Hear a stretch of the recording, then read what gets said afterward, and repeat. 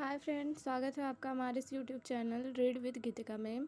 आज हम रसायन विज्ञान का एक चैप्टर पढ़ेंगे जिस चैप्टर का नाम है रेडियो एक्टिविता तथा नाभिकीय ऊर्जा। इसको हम लिखते हैं।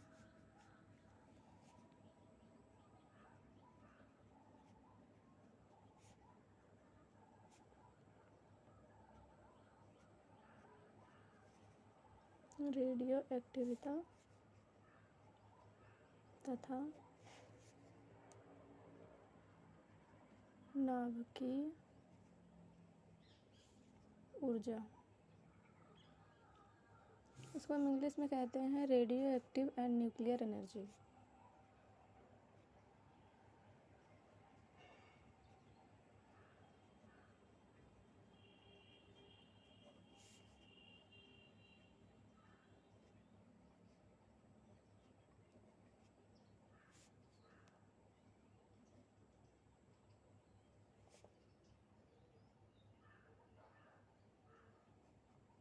न्यूक्लियर एनर्जी हो गया। अब हम देखते हैं कि रेडियो एक्टिविता कहते किसको हैं और इसकी खोज किसने की और कब की है। अब लिखते हैं रेडियो एक्टिविता।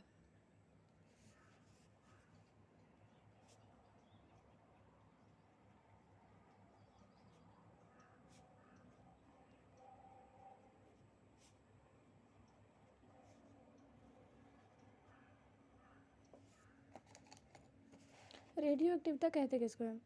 तत्व के उस गुण को जिसके कारण तत्व प्रकृति में स्वतः ही विशेष प्रकार का किरण उत्पन्न करता है, उसे हम रेडियो एक्टिविता कहते हैं। इसको हम लिखते हैं।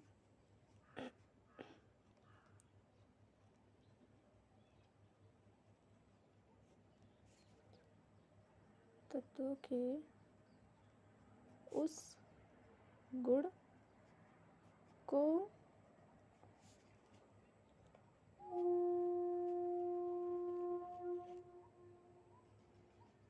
जिसके कारण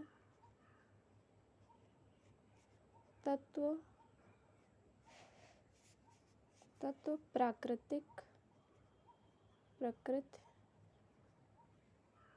में स्वतः मतलब अपने आप ही विशेष मतलब विशेष प्रकार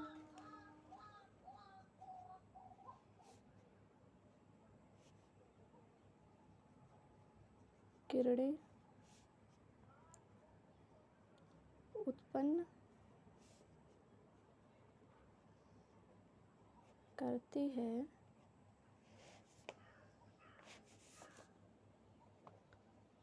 रेडियो एक्टिविता कहलाता है। अब तो आपको पता चल गया होगा कि रेडियो एक्टिविता कहते इसके उसको है। इसमें है तत्व के उस गुण को जिसके कारण तत्व प्रकृति में स्वतः ही विशेष प्रकार किरणें उत्पन्न करती है, उसे हम रेडियो एक्टिविता कहते हैं। अब इसकी खोज किसने की है? हम लिखते हैं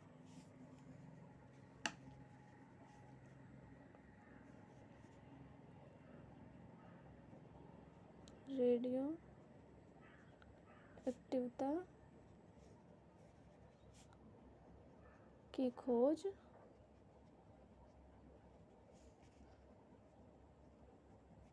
सन 1896 में हुई थी।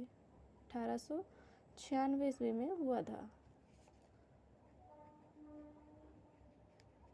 हुआ। और इसकी खोज की किसने?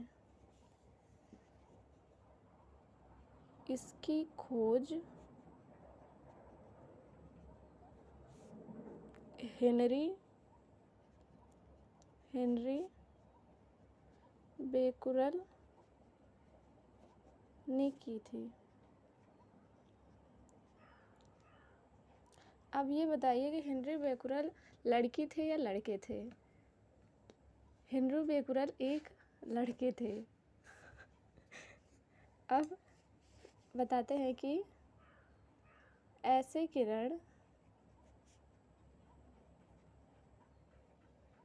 ऐसे किरणों को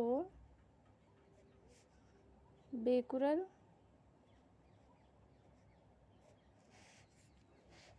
किरणें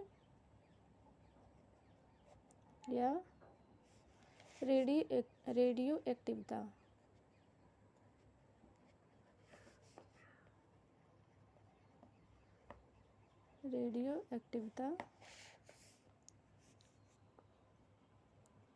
किरणें कहते हैं। अब ये पता चल गया कि रेडियो एक्टिविता कहते किसको है। तत्व के उस गुण को जिसके कारण तत्व प्रकृति में स्वतः ही विशेष प्रकार किरणें उत्पन्न करते हैं रेडियो एक्टिविता कहलाता है। और रेडियो एक्टिविता की खोज सन 1896 ईस्वी में हुआ था। इसकी खोज हेनरी बेकुरल ने की थी। ऐसे किरण को बेकुरल किरणें या रेडियो एक्टिविता कहते हैं। अब हम लिखते हैं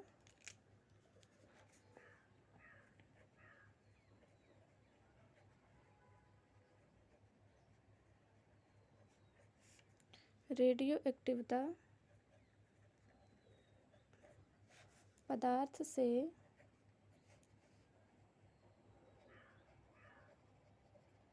निकलने वाली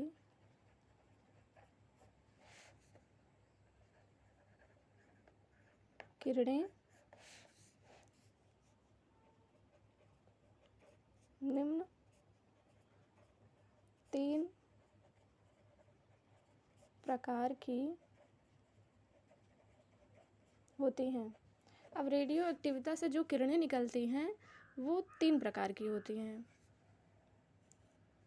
जो रेडियो एक्टिविता एक पदार्थ होता है उससे जो किरणें निकलती हैं वो 3 प्रकार की होती हैं। हम लिखते हैं कौन कौन सी 3 किरणें होती हैं। पहला, दूसरा, तीसरा। पहला है अल्फा किरणें। अल्फा, इसका सिंबल है ऐसे होता है अल्फा कण। दूसरा है बीटा, इसका सिंबल ऐसे होता है बीटा कण। और तीसरा होता है गामा।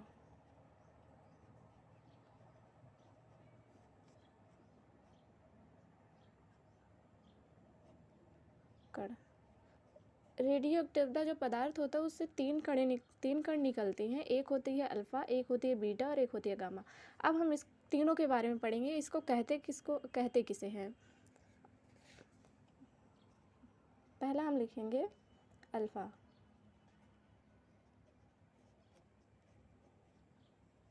अल्फा कण।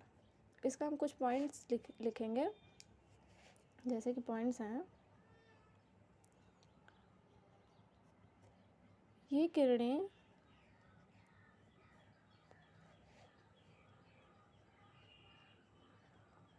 चुंबकीय तथा विद्युतीय क्षेत्र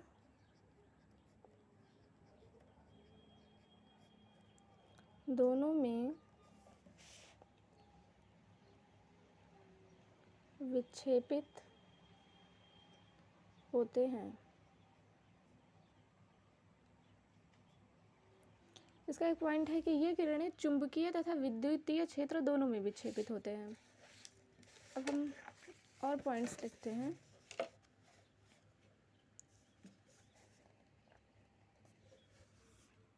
इसका दूसरा पॉइंट लिखते हैं।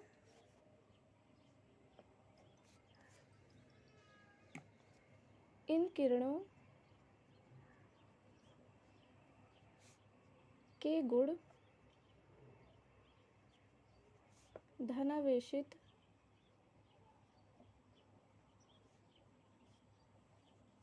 होते हैं।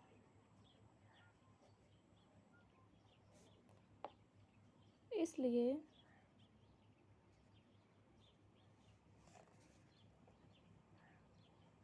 ऋण प्लेटें की ओर आकर्षित होती हैं।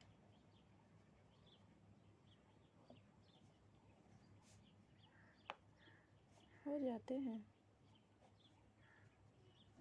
अब एक हेनरी बेकुरल ने एक ऐसे पॉट लिया था, उसमें रेडियम डाला, उसमें एक छोटा सा होल किया, तो उसमें से उन्होंने देखा कि एक अल्फ़ा किरण निकल रही है, एक बीटा किरण निकल रही है और एक गामा किरण निकल रही है। ये हमारी बीटा, इधर इन्होंने एक कांच का स्लैब लगाया, इधर प्लस था और इधर माइनस में। ये जो बीटा किरणें हैं वो प्लस की ओर जा रही थी और जो अल्फ़ा किरणें वो माइनस की ओर जा रही थी, और जो गामा है ये उदासीन होती है। ऐसे हम लिखते हैं। अब हम इसका हम तीसरा पॉइंट लिखते हैं।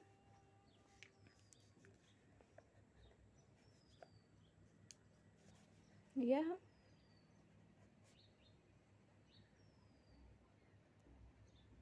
हीलियम का नाभिक होता है।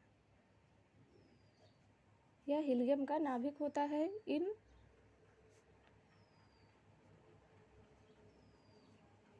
किरणों के कण पर दो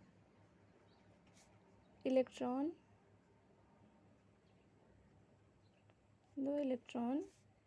के बराबर आवेश होता है।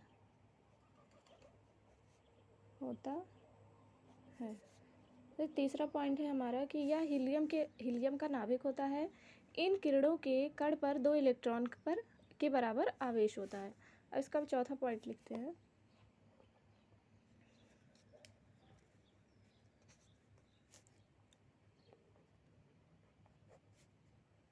इनके प्रत्येक कण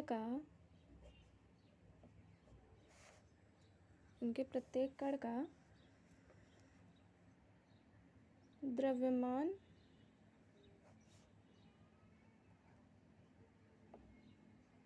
हाइड्रोजन या प्रोटॉन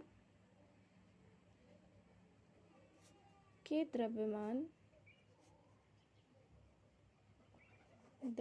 का 4 गुना होता है। इसके कुछ पॉइंट्स हैं ऐसे ही, और पांचवा पॉइंट्स लिखते हैं। इन किरणों में गैसों को आयनित करने की क्षमता अधिक होती है। ये एग्ज़ाम के पॉइंट ऑफ व्यू से ये ज़्यादा इम्पॉर्टेंट है। एग्ज़ामिनर यहाँ से क्वेश्चन ज़रूर पूछता है। एक और है इसी तरह, छठवां पॉइंट। इन किरणों का वेग प्रकाश के वेग का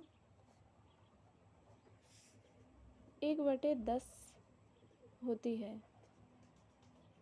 ये भी पॉइंट ऑफ व्यू से, एग्ज़ाम के पॉइंट ऑफ व्यू से इम्पॉर्टेंट है, क्योंकि इसमें न्यूमेरिकल्स भी है, ये ज़रूर पूछता है।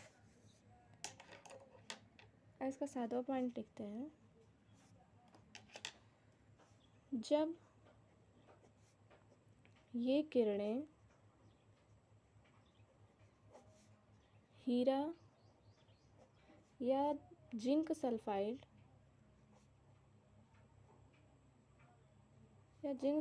से टकराती हैं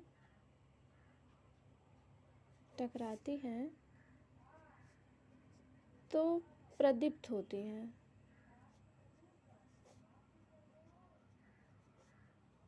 अर्थात प्रकाश उत्पन्न करती हैं। प्रकाश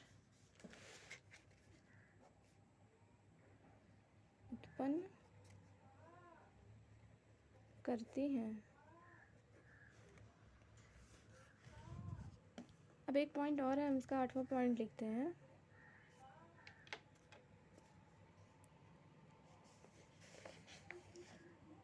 इन किरणों की भेदन क्षमता, मतलब किसी चीज़ में भेद कर जाना, उसको छेद कर देना, भेदन क्षमता बहुत कम होती है। ये 0.1 मिलीमीटर मोटाई की एल्युमिनियम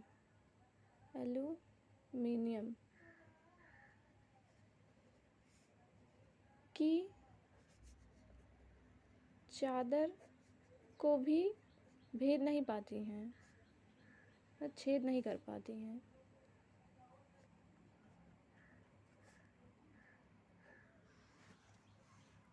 जैसा कि आपने 8 पॉइंट देखा है, इसमें है 5वें पॉइंट से शुरू करते हैं। इन किरणों में गैसों को आयनित करने की क्षमता अधिक होती है। 6वां है, इन किरणों का वेग प्रकाश के वेग से अधिक होती है। जब ये किरणें हीरा और जिंक सल्फाइड से टकराती हैं तो ये प्रदीप्त होती है, एक ज्वाला उत्पन्न करती है, अर्थात प्रकाश उत्पन्न होता है।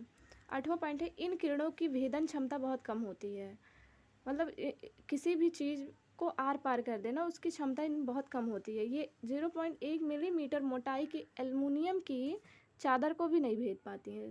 सोचो कितना भेदन क्षमता इसकी कितना कम होती होगी। अब हम देखते हैं बीटा कण। दूसरा पॉइंट है बीटा।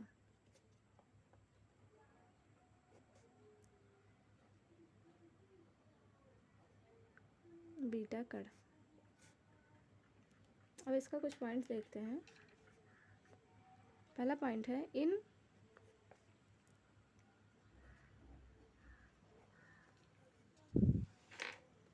इन किरणों के प्रत्येक कण पर ऋणावेश होता है। ऋणावेश होता है, इसलिए यह धनात्मक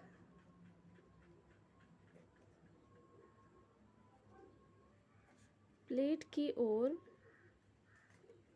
आकर्षित होते हैं।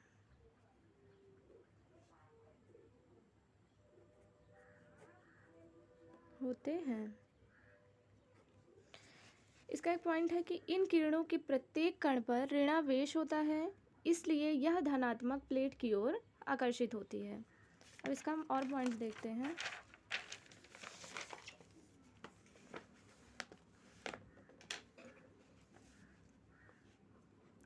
दूसरा पॉइंट देखते हैं, ये विक्षेपित होती है, मतलब फैलती है।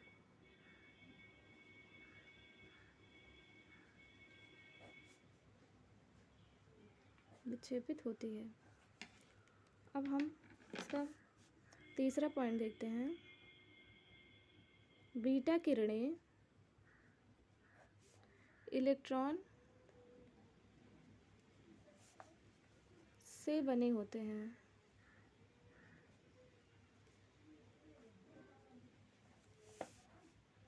चौथा पॉइंट है, इन किरणों का वेग प्रकाश के वेग का 9/10वां भाग होता है। उसमें क्या था, उसमें था 1/10 होती है और इसमें 9/10वां भाग होता है। चौथा लिखेंगे, बीटा किरणों में गैसों का आयनित करने की क्षमता अल्फा कण से कम होती है, कम होती है। 7वां पॉइंट है बीटा कणों की भेदन क्षमता अल्फा कण से ज़्यादा होती है,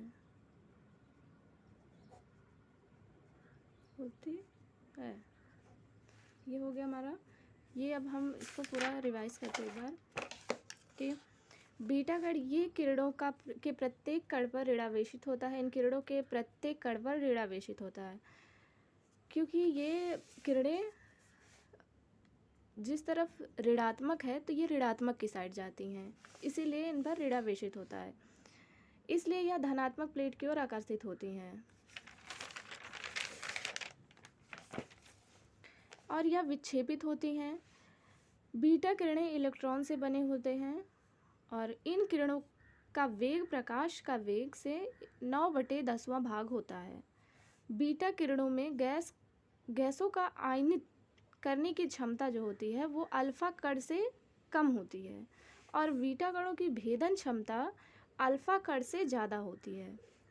ये हो गया हमारा। अब हम लिखते हैं गामा किरणें। तीसरा पॉइंट है गामा कण। अब इसे कहते हैं, इसका पॉइंट हम देखेंगे। यह विद्युत उदासीन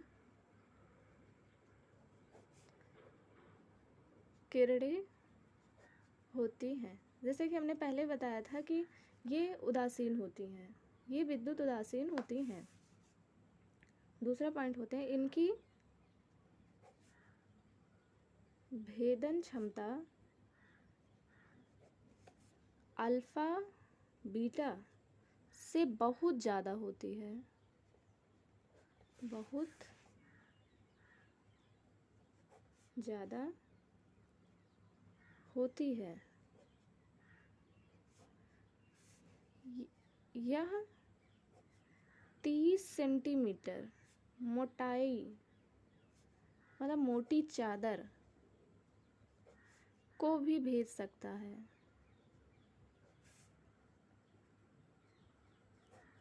क्योंकि उनमें देखो उसमें भेदन क्षमता कम थी और इसमें ये 30 सेंटीमीटर की मोटी चादर को भी भेद सकता है, तो इसका मतलब जो भेदन क्षमता है इसमें अधिक होता है।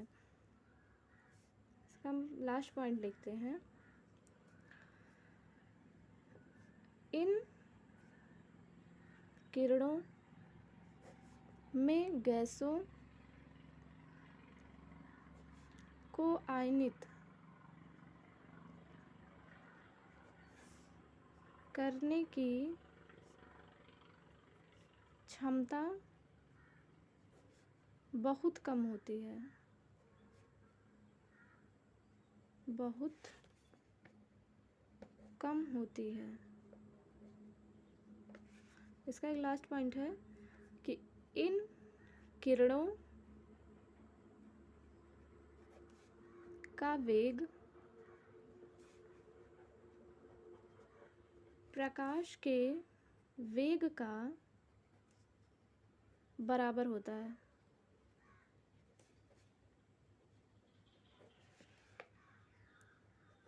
अब इसको हम पढ़ते हैं। यह जो गामा किरणें यह विद्युत उदासीन किरणें होती हैं और इसकी भेदन क्षमता अल्फा कॉमा बीटा से बहुत ज़्यादा होती है।